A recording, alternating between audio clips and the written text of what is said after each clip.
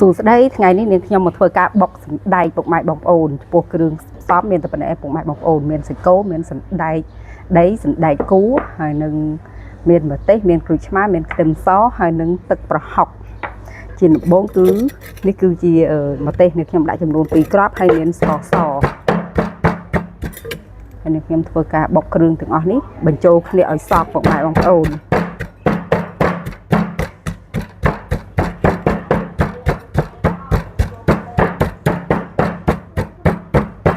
នៅពេលដែលយើងបុកគ្រឿងទាំងអស់នេះសព្វបញ្ចូលគ្នាហើយគឺនាងខ្ញុំធ្វើការដាក់ទឹកប្រហុកចំពោះទឹកប្រហុកគឺនាងខ្ញុំដាក់ចំនួន1កូនចាន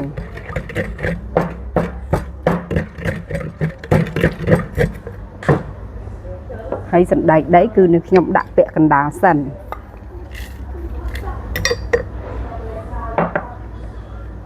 រួចហើយធ្វើការច្របាច់ក្រូចឆ្មាចូលគ្រឿងឆ្មានាងខ្ញុំច្របាច់ក្នុងសាច់គោចំនួន1ផ្លែហើយនាងខ្ញុំបន្ថែម2ចំណិតទៀតក្រែងរសជូរខ្លាំងរួចហើយចាប់ដើមដាក់សណ្ដែកគួរចូលថ្ងៃនេះនាងខ្ញុំអត់ប្រើបន្លែផ្សេងទេគឺនាងខ្ញុំប្រើតែសណ្ដែកគួរសុទ្ធតែម្ដងដាក់ចូលទាំងអស់មក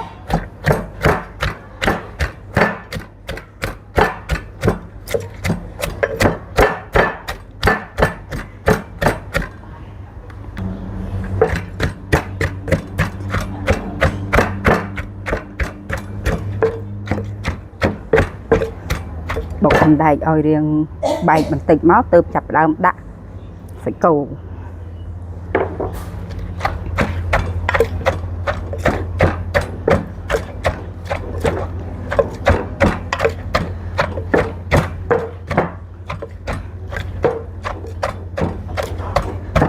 ហើយក៏ធ្វើការភ្លក់តែម្ដងបន្ថែមក្រូចឆ្មា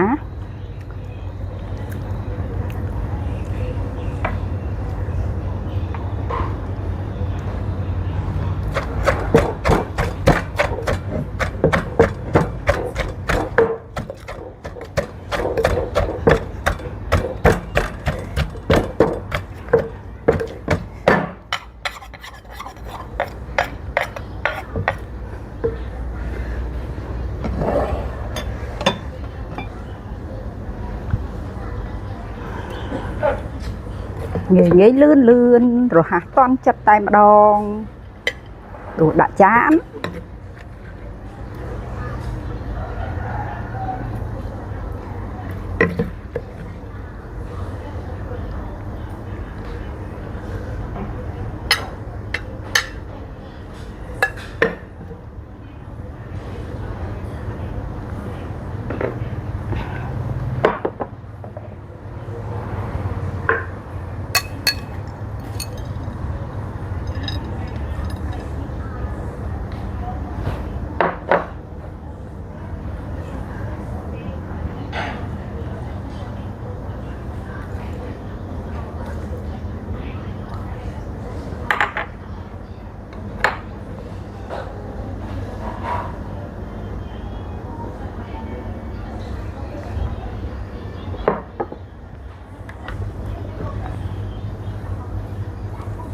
ទំនងអត់ពុកម៉ែបងប្អូនគឺថាបានរួចរាល់ជាស្រេចហើយដេកូលើចានបន្តិចគឺជាការស្រេចតែម្ដង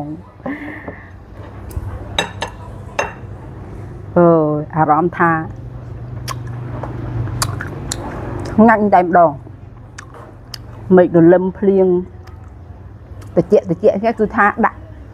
បុកសណ្ដែកមកគឺថារសជាតិឆ្ងាញ់ហ្មង